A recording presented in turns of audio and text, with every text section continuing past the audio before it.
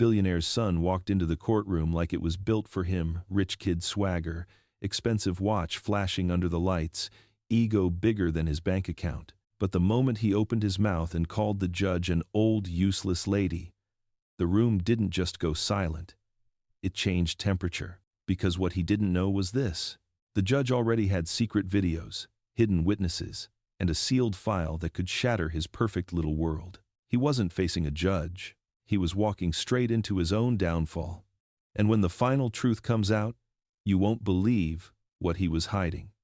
But before we dive in, tell me, where are you watching from? Don't forget the subscribe button. The camera drifts across the courtroom slowly, capturing the contrast in the room. Nolan lounging with bored confidence, the plaintiff standing stiff with nervous dignity, and Judy watching from the bench with the stillness of someone who has already decided she will not tolerate nonsense today. Nolan taps one designer shoe against the floor, creating a soft, rhythmic beat. It is not impatience, it is performance. Every movement he makes is for the people he imagines are secretly admiring him. The lights catch the expensive watch on his wrist, its shine deliberately aimed at the cameras, as if the value of his accessories could somehow reinforce the weight of his insult. The plaintiff, a young mechanic named Eli Torres, clutches a folder of documents against his chest like a shield. He is not small in size, but he looks smaller beside Nolan's inherited confidence. His hands are rough, marked by years of work. His eyes stay low, but not out of fear, out of exhaustion. Judge Judy finally leans forward an inch, her glasses catching the overhead lights. The shift is subtle, but it changes the energy of the entire room. Even the bailiff straightens. "Nolan Reeves," she says, her tone flat, unhurried. "Before I continue, I want to understand something." Nolan raises an eyebrow, amused, as if she is a teacher asking a child to explain a drawing. "Yes? What do you want to understand?" His voice drips with entitlement. It is the voice of someone who has never been told no, without a follow-up apology. Judy does not blink. "You called me an old, useless lady, correct?" The room freezes. The lights seem brighter. Eli's breath catches. Even Nolan's smirk falters for half a second before he recovers it. "I mean," Nolan says, shrugging with manufactured innocence. If the phrase fits, Judy lifts her hand slightly, and the rest of his sentence collapses under the gesture. "We are going to have a civilized proceeding," Judy says calmly, "and you are going to answer my questions with respect." Nolan's jaw tightens, but he slides the smirk back into place. He believes it makes him untouchable. He believes money is armor. The camera finds Eli again.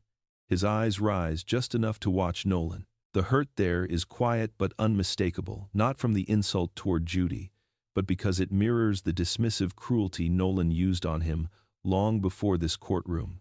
Judy senses the shift, the unspoken history. Her gaze sharpens. "Let us begin," she says. "Mr. Reeves, please explain, in your own words, what happened that day." Nolan opens his mouth, but something in his expression changes a microsecond of hesitation, a flicker of fear he cannot hide fast enough. Judy leans in slightly. "What exactly are you afraid I already know?" The hesitation on Nolan's face does not vanish. It deepens, like a ripple spreading through a pond he thought would stay still forever. Judge Judy notices it immediately, and the quiet in the courtroom sharpens into something colder. The gavel has not moved, but the room feels tighter, as if every inch of air has begun closing around Nolan Reeves. His posture shifts barely, but enough.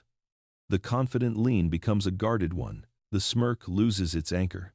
Judge Judy keeps her eyes on him, studying the smallest changes in his expression. She has seen arrogance before, but there is something different here, something calculated, something rehearsed. "Let us begin," she repeats, and her voice is calm enough to make the cameras seem louder as they hum in the background. Nolan clears his throat, pushing a hand through his perfectly styled hair. "I already told you," he says, forcing a light tone. "This entire situation is blown out of proportion. Eli is just his name." Judge Judy cuts in. "Is Mr. Torres. You may address him with respect." Nolan's jaw tightens. The audience's eyes flick between him and Judy like they are watching a storm choose where it will strike first. Eli Torres stands quietly to the side, holding his folder like a fragile truth. His breathing is steady, but his fingers curl slightly around the papers, bracing for whatever lie Nolan will choose next. Nolan sighs, the dramatic kind meant to signal annoyance. Fine. Mr. Torres misunderstood the situation.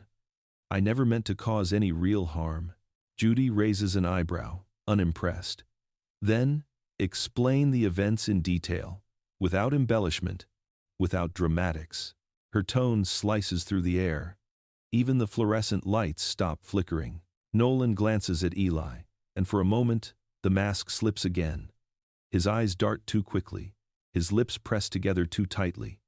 Judy sees all of it. He finally forces out words. We had a disagreement. He accused me of being rude, and things got tense. That is it. Judy waits. She does not interrupt. She does not need to. Nolan fills the silence with nervous energy. He was upset over a simple misunderstanding, Nolan adds, layering confidence over insecurity. People take things too personally sometimes. It is not my fault if... Stop. Judy lifts a single finger, and the courtroom hushes instantly.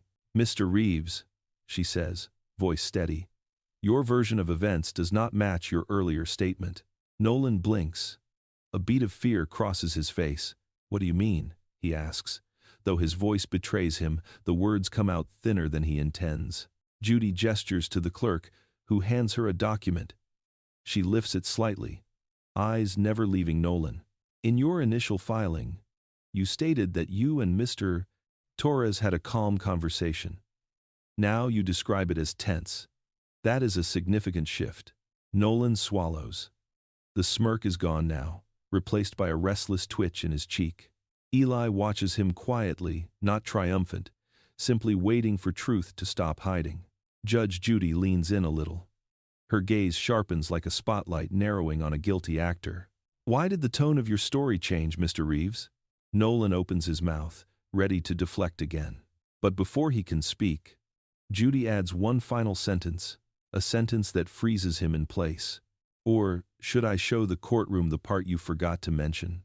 The question lands like a spark on dry wood. Nolan stiffens, the mask of confidence slipping faster than he can adjust it. Judge Judy taps the document once with her finger, a quiet sound that somehow feels louder than his insult earlier. The courtroom leans forward collectively, the way people do when they sense a story changing direction. Even the cameras seem to angle themselves closer, their quiet mechanical whirring becoming part of the tension. Nolan shifts in his seat, glancing between Judy and the exit door, as if measuring how much truth he can outrun.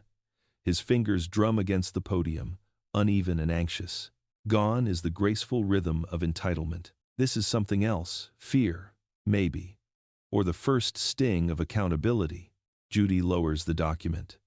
Mr. Torres provided an additional statement, she says, each word delivered with surgical precision.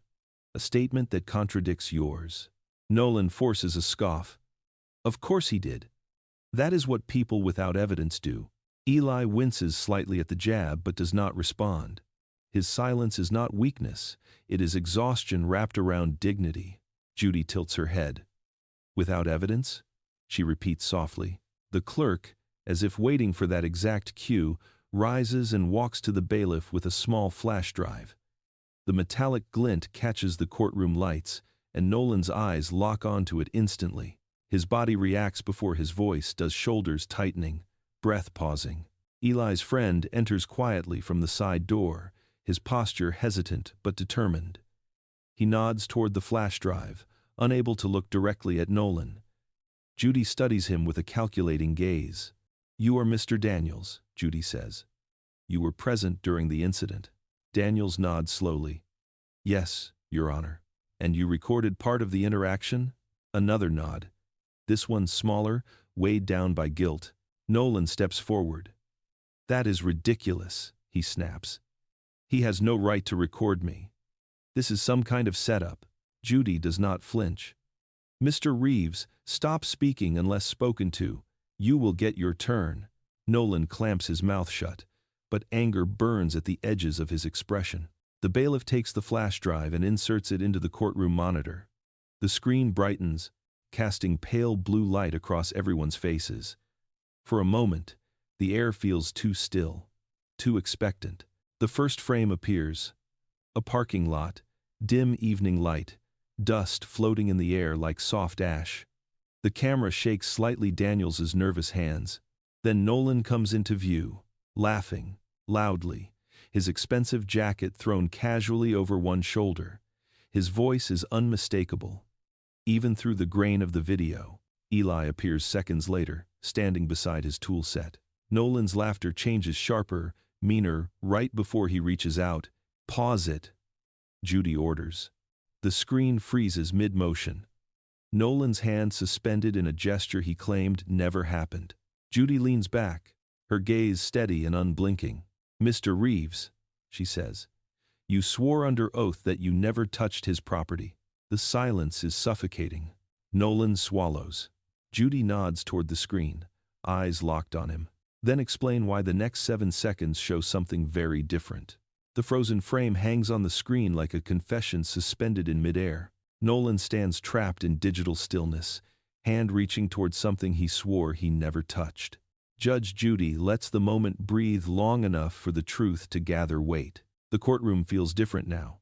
The earlier arrogance, the insults, the playful cruelty in Nolan's tone, all of it seems smaller compared to the image on the monitor. The camera's faint hum becomes the only sound, a mechanical heartbeat pulsing through the tension. Judy folds her hands.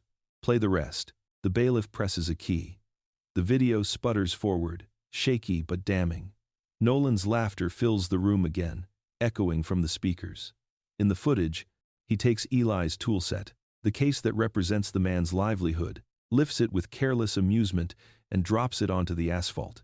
Tools scatter like bones across concrete. Gasps ripple through the room. Eli does not move. He watches the screen the way people watch memories that still bruise. Nolan, in the video, steps on one of the scattered tools, grinding it under his shoe before tossing an additional piece aside. Daniels, behind the camera, whispers something fear or regret, but Nolan only laughs harder. The real Nolan in the courtroom shifts uncomfortably, jaw clenched so tight the muscle along his neck twitches. His eyes dart to the monitor and then away, as if the footage might burn him. Judy raises her hand. Pause. The screen freezes again, this time on a frame that holds more than destruction. Behind Nolan, half hidden by shadow and distance, stands Daniels. The guilt on his face is unmistakable, even in grainy resolution. Judy leans forward. The lighting overhead reflects in her glasses, drawing hard lines of judgment across her expression. "Mr. Reeves," she says, "you described this as a misunderstanding." Nolan swallows.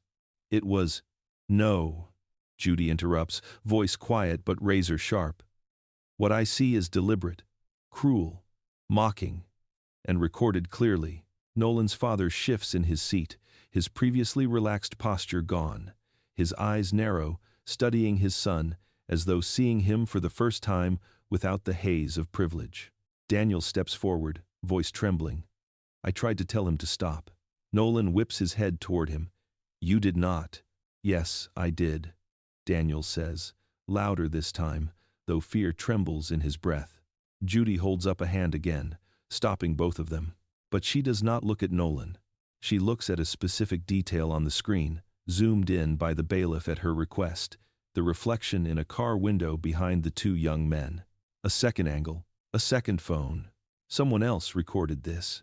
The tension snaps. Nolan's face drains of color. Judy speaks softly, the way one reveals truth that can no longer hide. "Mr. Reeves, you told this court only one person recorded you." Her finger taps the screen near the reflection, another phone raised, another witness he never accounted for. The evidence suggests otherwise. Judy turns her gaze toward the side door of the courtroom. "Bring in the second recording." The second recording changes the oxygen in the room. Nolan's confidence does not just crack, it buckles. And in the quiet that follows, everyone seems to understand that the story he built is only beginning to fall apart. The courtroom door creaks open, its sound slicing through the tension like a blade. A young man steps inside, the same friend from the video, Daniels, but now his posture carries something heavier. He avoids Nolan's eyes, walking with the unwilling courage of someone who has finally chosen truth over loyalty. The bailiff hands Judy a tablet. The screen glows, soft and ominous, lighting her face from below. She studies it without reaction, flipping the device once, twice, as if verifying every frame before allowing it to breathe into the courtroom. Nolan watches like someone waiting for a bomb he planted to explode in his own hands. Judy lowers the tablet. "Mr. Daniels," she says, "you did not mention there was a second recording." Daniels' throat tightens visibly. I did not know she still had it." "She?" Judy repeats. Daniels nods, his gaze flicking briefly toward Nolan and then away with shame. "My girlfriend. She was with me. She filmed part of it because she said it felt wrong." Nolan's eyes widen. "You let her?" Judy raises her hand, silencing him with a gesture that carries more force than shouting ever could. The lights overhead seem harsher now, drawing shadows under Nolan's eyes. His shoulders are tense, his breath uneven. The heir who strutted into the room has become a boy cornered by truth he never prepared for. Eli stands quietly at his podium. He does not gloat. He does not even look at Nolan. His eyes stay fixed ahead, as if looking backward would hurt more than the damage already done. Daniels approaches the bench slowly, his voice thick with regret. "I never wanted to lie, Your Honor. He told me it was a joke. He said no one would get hurt." "And did you believe that?" Judy asks. Daniels hesitates. "At the time, yes. I wanted to." Judy nods once, absorbing the weight of his words. "That is the thing about loyalty," she says.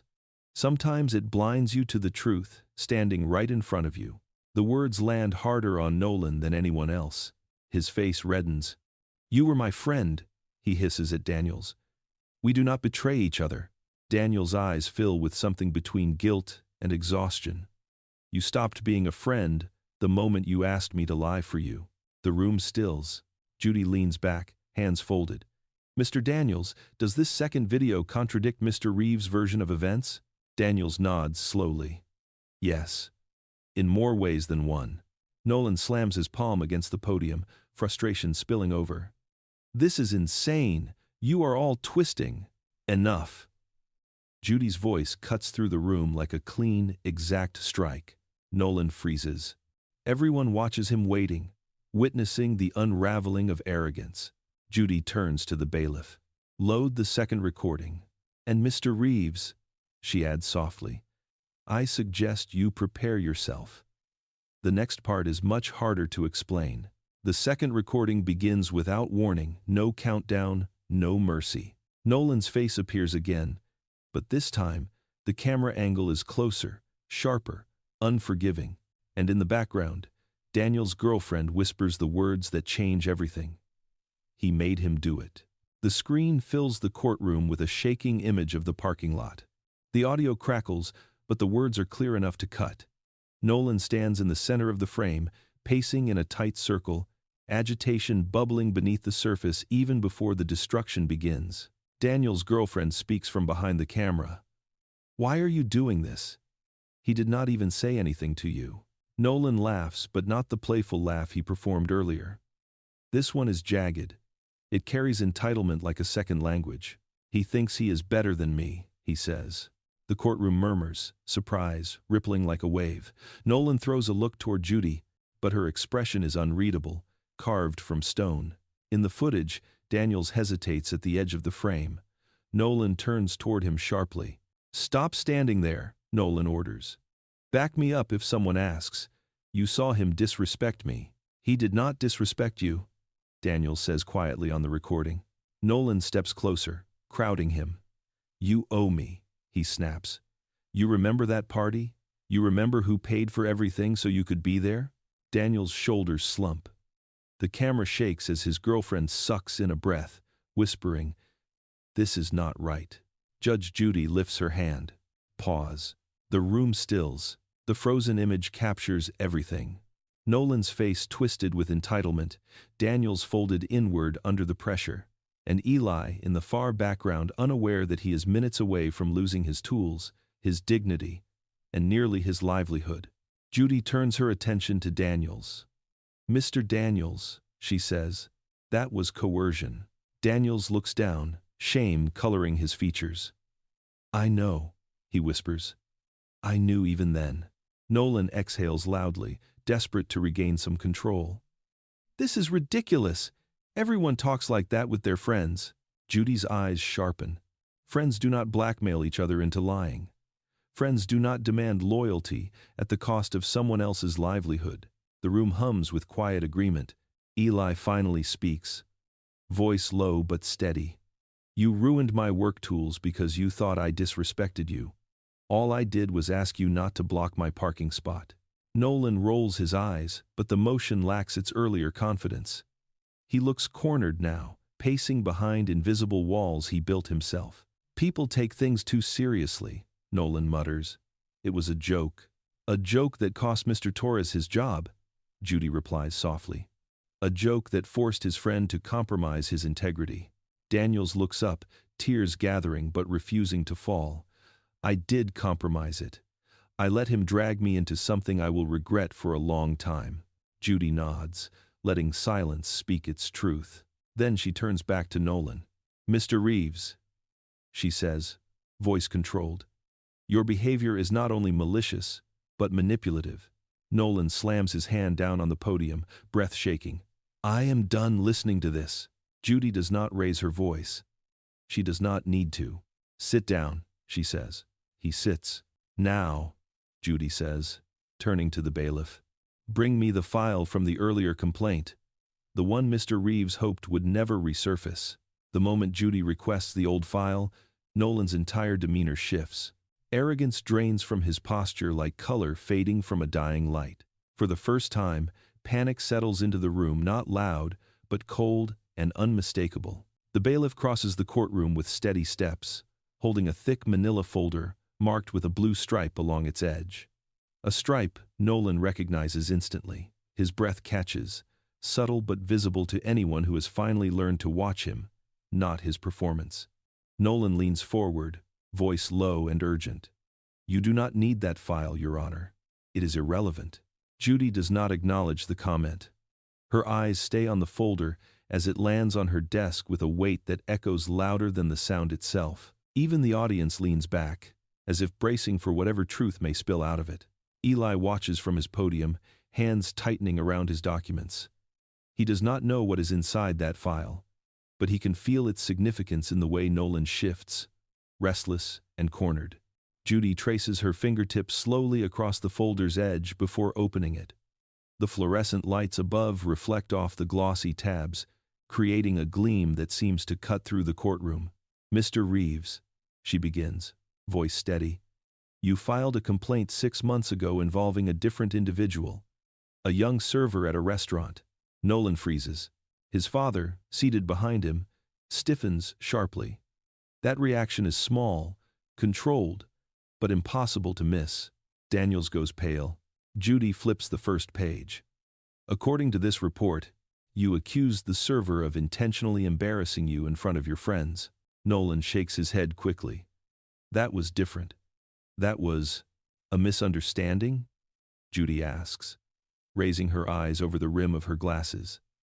"Or another instance of you interpreting neutrality as disrespect?" Silence expands through the room, heavy and stretching. The second recording still lingers in everyone's memory, casting its shadow over this new revelation. The pattern is becoming impossible to ignore, and Judy knows the courtroom feels it too. She continues. "This prior complaint was dismissed because witnesses contradicted your story. In fact, surveillance footage proved the young man had done nothing wrong." Nolan's jaw clenches. He looked at me in a mocking way. It was obvious. Judy locks onto that sentence. Obvious to whom? Nolan opens his mouth, but no words come out. His confidence, once unshakable, flickers like a candle losing oxygen. Daniels looks at him with new understanding, the beginnings of betrayal and regret merging into something heavier. He whispers, barely audible, "You did this before." Nolan spins toward him. "Do not start." You have no idea what you are talking about. Judy holds up the dismissed complaint. Mr. Reeves, this is not about isolated incidents. This file, combined with the recordings, suggests a consistent pattern of behavior where you exploit status to control or punish others. The words strike him harder than the evidence itself. His throat tightens. His gaze darts around the room as if searching for an escape route no longer available. His father leans forward. "Nolan," he says quietly. "Stop." But Nolan does not stop. He cannot. The unraveling has started, and panic is pushing him faster than logic can catch up. "Everyone is twisting things," he mutters, pacing in a tight circle behind his podium. "This is ridiculous. This is not who I am." Judy's silence becomes its own judgment. She closes the file slowly, deliberately, the final gesture of someone who is preparing to shift the power in the room entirely. She looks at the bailiff, then at Nolan. "Bring out the sealed folder with Mr. Reeves' name on it," Judy says. The next document is the one he never wanted anyone to see. The sealed folder arrives like a verdict carrying its own heartbeat. Nolan does not touch it, but his entire body reacts as if it burns through the table. And for the first time, the courtroom senses that whatever is inside does not just expose the truth, it changes the ground beneath his feet. The bailiff sets the thick, silver-stamped folder on Judge Judy's bench with careful precision. Even the motion of releasing it feels ceremonial, as if the act alone signals the collapse of a carefully constructed world. Nolan shifts backward a full step. It is small, but it breaks every illusion he has spent the entire hearing trying to maintain. His breath comes shallow. His hands twitch at his sides. Daniel sees it. His father sees it. Eli sees it. Everyone sees it. Judy lifts the folder with both hands, weighing it, as though measuring the moral cost inside. "This," she says, "was submitted anonymously. It arrived 3 days after your hearing request." Nolan's composure fractures. "Anonymous? That means anyone could have." Judy raises one hand, and the rest of his words die in his throat. She opens the folder. Inside, a series of color-printed pages slide out screenshots, pages thick with digital ink, timestamps visible in the corners. The courtroom lights reflect off them like a spotlight catching a blade. Judy lifts the first page. It is a screenshot of a private message from Nolan, mocking the judge, mocking Eli, mocking the entire legal process. She reads the words aloud, her voice like tempered steel. Judy is just another old lady playing judge. Money talks louder than she does. Gasps sweep the courtroom, a synchronized exhale of disbelief. Eli closes his eyes, absorbing the sting of a cruelty that was never meant to be heard, but always meant to exist. Nolan's father goes still, completely still. His jaw flexes once, the muscle twitching with restrained fury. But Judy is not done. She lifts another page, a different message, this one even worse. "Relax. I can buy the verdict. These people do not matter." The silence that follows is not silence at all. It is pressure. Thick, suffocating, moral. Nolan stumbles forward. "Those are fake. They have to be fake. I would never." Judy cuts him off gently. "Your username, Mr. Reeves. Your profile photo. Your timestamp. Your location metadata." Nolan's mouth opens, but nothing emerges. Daniels looks at him with open disbelief. "You told me the court would never touch you," he whispers. "You said you controlled everything." The words hit harder than the evidence. Nolan flinches, shoulders curling inward. Judy flips to the last printed page. A message from Nolan sent minutes after he filed his initial complaint. "This mechanic is nothing. I will bury him with lawsuits until he loses everything." Eli's eyes snap open not with anger, but with the tired ache of someone finally hearing the truth spoken aloud. The power in the room shifts entirely. Nolan feels it. His breathing grows uneven. His fingers tremble against the podium. Judge Judy lowers the papers slowly, letting the weight of the words sink into the walls, the air, the witness stands, the very floor beneath them. "Mr. Reeves," she says quietly, "this is not arrogance.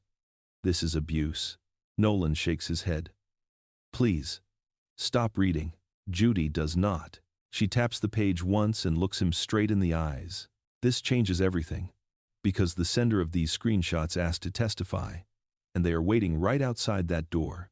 The door behind the courtroom bench stays closed, but its silence vibrates with threat. Whoever waits on the other side is not just a witness, they are a reckoning. And Nolan feels it first, like a tremor running through the last pieces of his certainty. The courtroom no longer watches the judge. It watches Nolan Reeves. The billionaire's son, who walked in with a smirk, now stands without a shield, stripped of the comfort his name once provided. His father leans forward in his seat, fingers interlocked, jaw tense with the weight of a truth he thought he had escaped raising. Judge Judy sets the incriminating screenshots on the bench, aligning them with quiet precision. "These messages were not leaked to embarrass you," she says.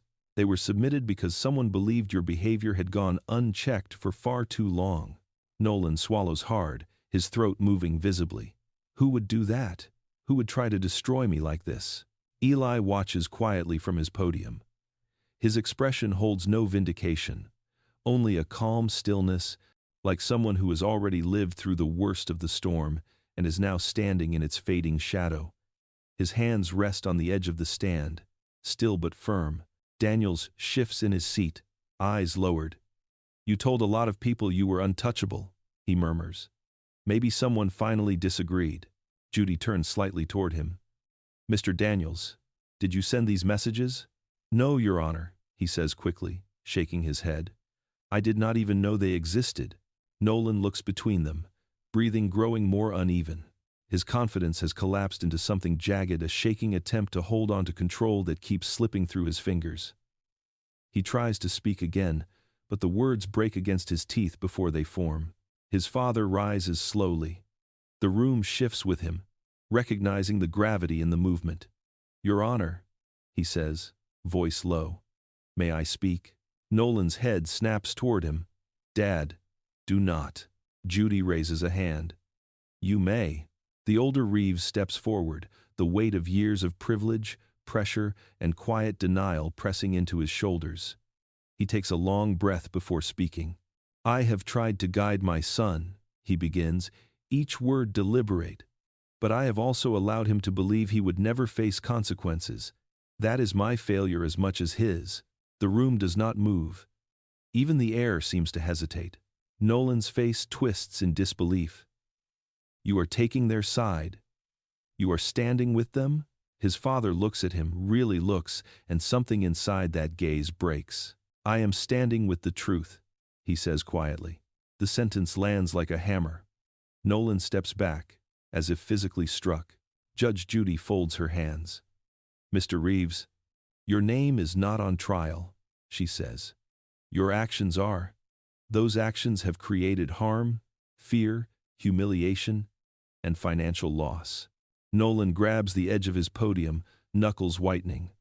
"I thought you would protect me," he says to his father, voice thinning, cracking along the edges. His father closes his eyes for a moment. "I protected you for too long." A stillness follows, heavy, irreversible. Nolan's breathing stutters, his fingers tremble. The collapse behind the name has begun, and this time, there is no arrogance left to hold it together. Judge Judy turns to the bailiff. "Bring in the witness."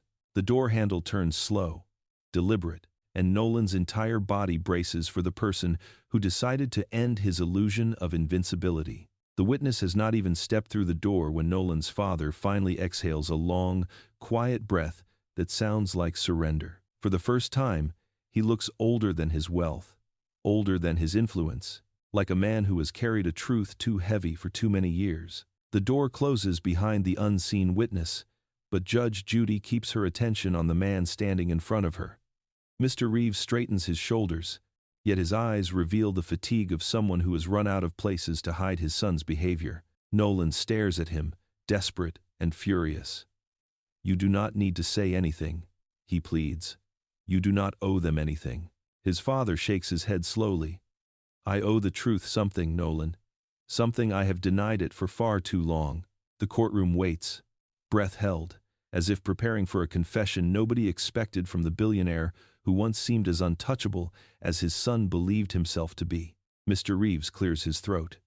Your Honor, he begins, voice steady but heavy, I have allowed my son to grow up believing that consequences do not apply to him.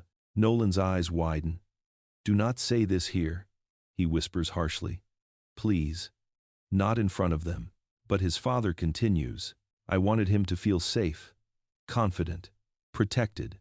I thought privilege could shield him from life's cruelty. He stops for a moment, the weight of memory pulling at the corners of his voice. But instead, I shielded him from accountability. And in doing so, I created this. Nolan shakes his head, stepping backward as if distance could undo the words shaping the air. His voice cracks. You said you would always protect me. I did. His father's reply is soft, but it hits like a blow. Even when it was wrong, even when it hurt people, even when I knew you were crossing lines that should never be crossed. Eli watches with quiet sadness, not judgment. Daniels stares at his lap, shoulders tight with regret. The courtroom feels smaller, more intimate, like it has become the place where generational mistakes finally demand acknowledgement. Mr. Reeves's voice grows rough. I knew about the server incident. I saw the footage. I paid to make it go away. I told myself it was a one-time lapse in judgment. Nolan squeezes his eyes shut as if the truth burns. Why are you doing this?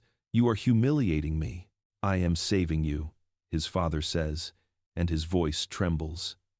Because arrogance is not strength. It is a prison. And I helped build it around you. The words silence Nolan completely. His breathing steadies only to break again in shallow bursts. His shoulders curl inward. The courtroom sees the transformation, entitlement collapsing into vulnerability, fury dissolving into fear. Judge Judy studies both men, her gaze calm but piercing. Mr. Reeves, she says to the father, are you willing to provide a statement regarding your knowledge of your son's pattern of behavior? He nods without hesitation. Yes, Your Honor. If it helps the truth, I will say anything. Nolan's eyes fill with shock and something else beneath it, something he cannot name yet. It looks like loss. Before his father can continue, the door opens. The witness steps inside, and Nolan whispers, barely audible, not them. The witness steps inside, and Nolan's breath collapses into a single broken sound. All the arrogance drains from his face, as if someone pulled the foundation out from beneath him. Because the person who walks toward the stand is not an enemy, it is someone he never expected to face. She is young, early 20s, wearing a plain gray sweater and holding her phone like a fragile truth she has been carrying for months. Her eyes avoid Nolan's, not out of fear, but because she has already seen everything he is capable of. Daniels whispers, shocked. Emma. You came? Emma does not answer. She takes the stand with steady hands and a tight jaw, the kind that belongs to someone who has rehearsed courage in the mirror. Judge Judy nods to her.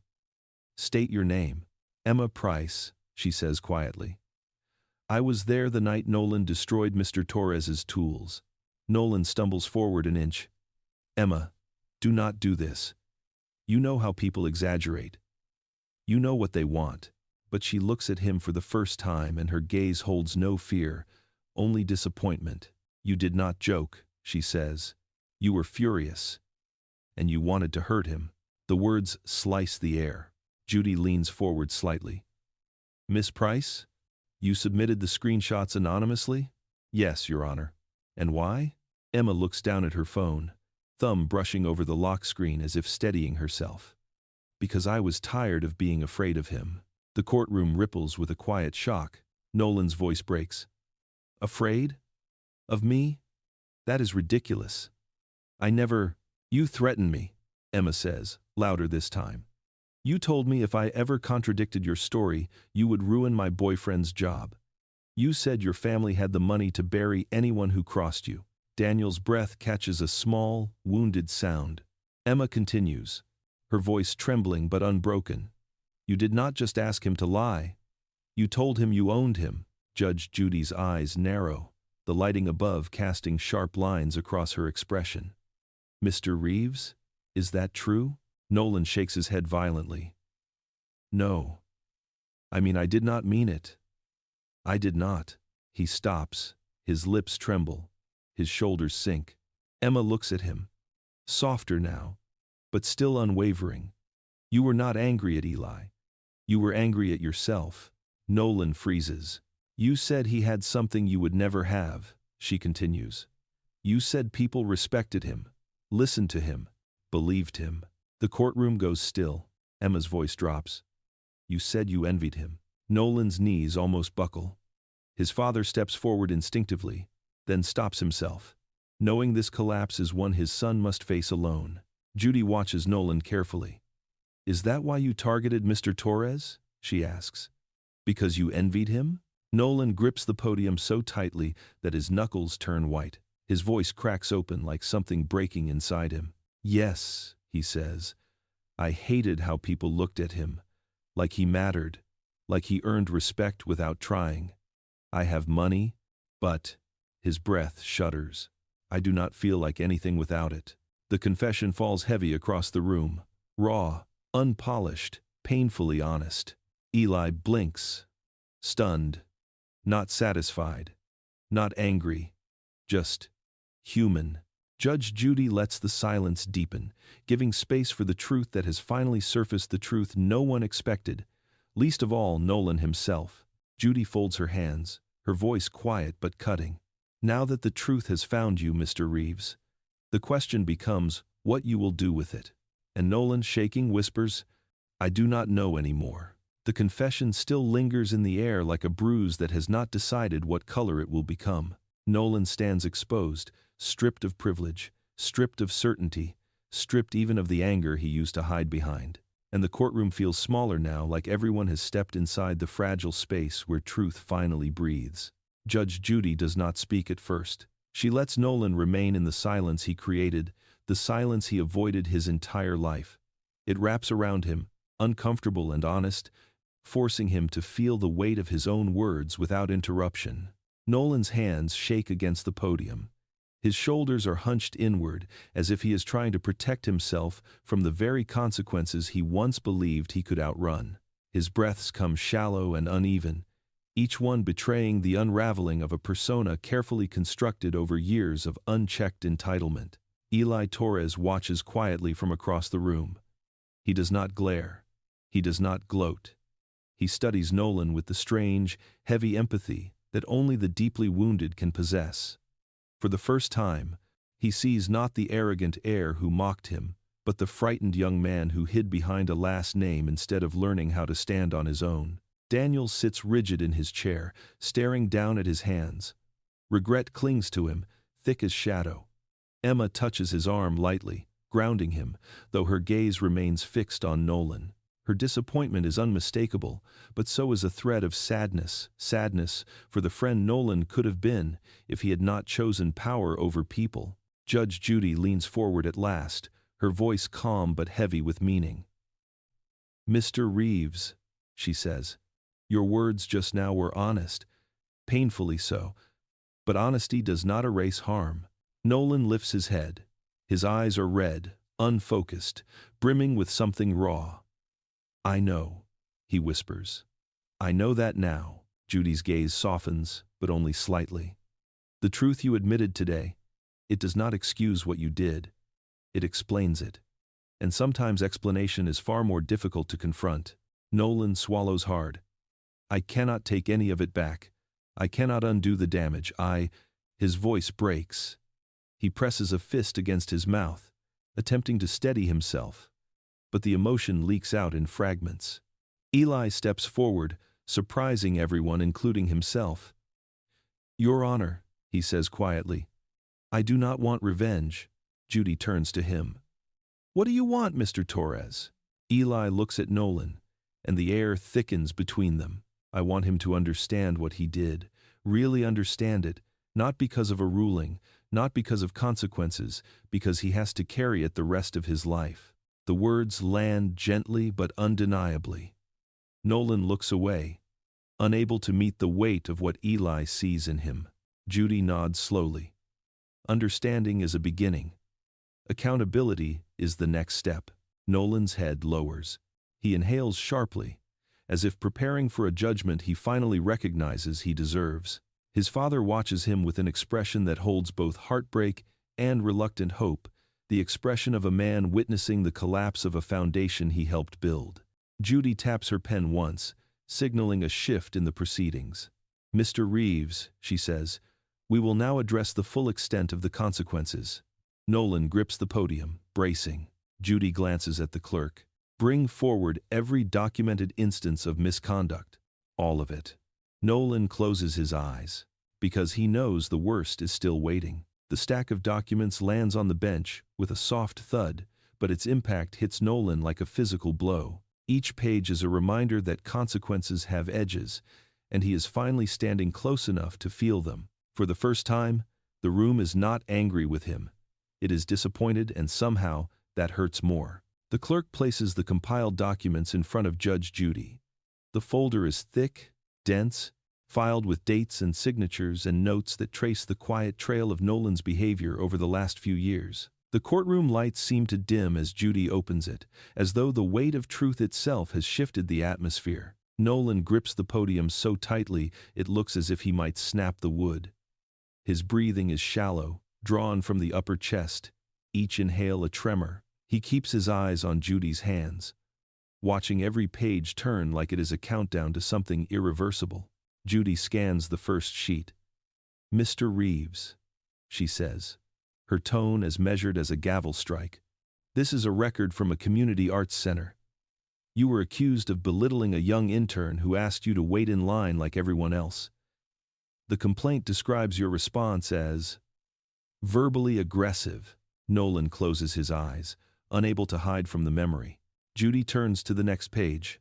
"Here, a gym manager reports that you threatened a trainer who refused to allow you to use equipment reserved for a senior class. You told the manager you could own the place with one phone call." A ripple of discomfort moves through the audience. Nolan shifts, shoulders curling inward, as if each accusation strips away another layer of armor he once believed unbreakable. Eli watches, his expression conflicted. This is not satisfying to him. Seeing someone collapse under the weight of their own actions is not victory, it is simply truth unfolding in plain sight. Judy sets aside the second page and lifts another. "A museum docent reported that you mocked a student volunteer who corrected your handling of an exhibit. And here," she lifts another sheet, "you attempted to have a parking attendant fired because he asked you to move your vehicle." Nolan's head hangs lower with each recitation. The list is not endless, but it is long enough to reveal the pattern everyone now sees clearly. Daniel sinks deeper into his seat, guilt thick in his expression. Emma lays a gentle hand on his shoulder, grounding him, but her eyes remain fixed on the unraveling man at the podium. Judge Judy lets the documents fall closed. "This is more than arrogance, Mr. Reeves. This is a repeated pattern of using status to intimidate, to embarrass, and to harm others for nothing more than wounded pride." Nolan's voice cracks as he speaks. I know now. I cannot believe I did all of that. I cannot believe I—" His voice catches on a breath. "I cannot fix any of it. There is no undoing," Judy says softly. "Only accountability. And growth, if you choose to take it." The words settle like cold rain on overheated ground. Nolan finally looks up at Eli, at Daniels, at Emma, and then at his father. His father meets his eyes with a look that holds both heartache and the faintest flicker of hope. Judge Judy straightens, signaling that the period of reflection is ending, and the period of judgment is beginning. "Mr. Reeves," she says, "prepare yourself. I am ready to determine your responsibility in this matter." Nolan swallows hard, bracing for the inevitable shift. Judy lifts her pen. The consequences will now be stated on record. And Nolan grips the podium because he knows the verdict will change him forever. Judge Judy lifts her pen, and the courtroom holds its breath. Nolan tries to straighten, to rebuild the posture that once made him untouchable. But the weight of the truth settles on his shoulders, bending him no matter how hard he fights to stand tall. For a moment, Nolan forces his spine upright. He squares his shoulders, lifts his chin, and attempts to resurrect the confidence he wore like armor when he first entered the room. But the gesture trembles. It is no longer a mask, it is a plea. Judge Judy watches him with steady, unblinking eyes. "Mr. Reeves," she says, "before I finalize my decision, you may speak." The room shifts. The invitation is not a gift. It is a mirror, and everyone knows it. Nolan inhales, his chest rising sharply. He looks around the courtroom. Emma, who refuses to look away. Daniels, whose loyalty finally broke under the strain of truth.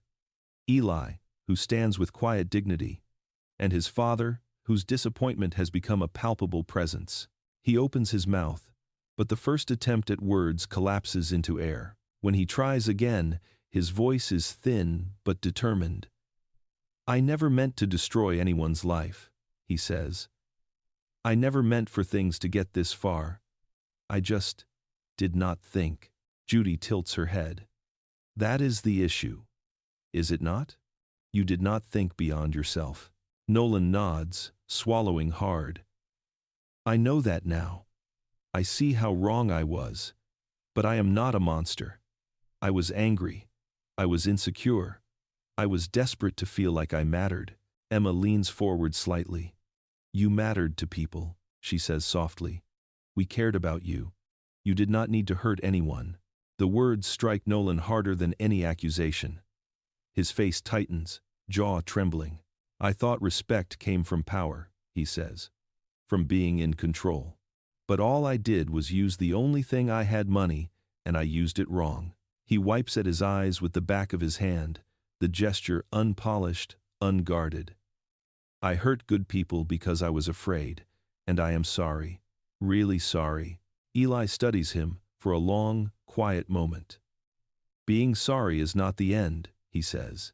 "It is the beginning." Nolan nods again, more slowly this time. "I know. I just do not know how to start." Judge Judy folds her hands. "Mr. Reeves, remorse is meaningful only if it leads to change. Actions, not apologies, define character." Daniels lifts his head. "Then prove you can change," he says, voice unsteady but sincere. "Do not just say it. Show it." Nolan looks at him with a mix of guilt and gratitude. The courtroom feels heavier now, but not with hostility, with possibility, with the difficult, uncomfortable hope that perhaps the fall of arrogance can lead to the rise of something better. Judge Judy draws in a slow breath and lifts her pen again, signaling the moment has arrived. "Mr. Reeves," she says, "the time for reflection is over." Nolan straightens, not out of pride this time, but out of acceptance. His last attempt to stand tall is not a gesture of defiance, it is a gesture of surrender. Judy lowers her gaze to the ruling before her. The court will now deliver judgment. Before the verdict lands, take a moment to reflect. When someone finally faces the consequences they spent years avoiding, what do you call that? Justice? Growth? Or something in between? Tell me in the comments, if you were in Judge Judy's seat, what would you do next? Judge Judy does not raise her voice. She never needs to. The silence she creates is sharper than any gavel strike, and Nolan feels every inch of it before the ruling even begins. She lifts her eyes from the papers and looks directly at Nolan Reeves, not the billionaire's son, not the arrogant heir, not the young man who believed himself immune. She looks at a person standing at the edge of change, trembling beneath the truth he can no longer outrun. "Mr. Reeves," she begins, her tone level, measured, almost gentle. "Your actions were harmful, intentional, and rooted in entitlement rather than misunderstanding. However, this courtroom is not a place for vengeance. It is a place for accountability." Nolan nods, eyes wet, chest rising with uneven breaths. Judy continues. "This court finds you responsible for the destruction of Mr. Torres's property, the emotional distress caused by your harassment, and the coercion applied to Mr. Daniels." She pauses, letting the verdict seep into the room.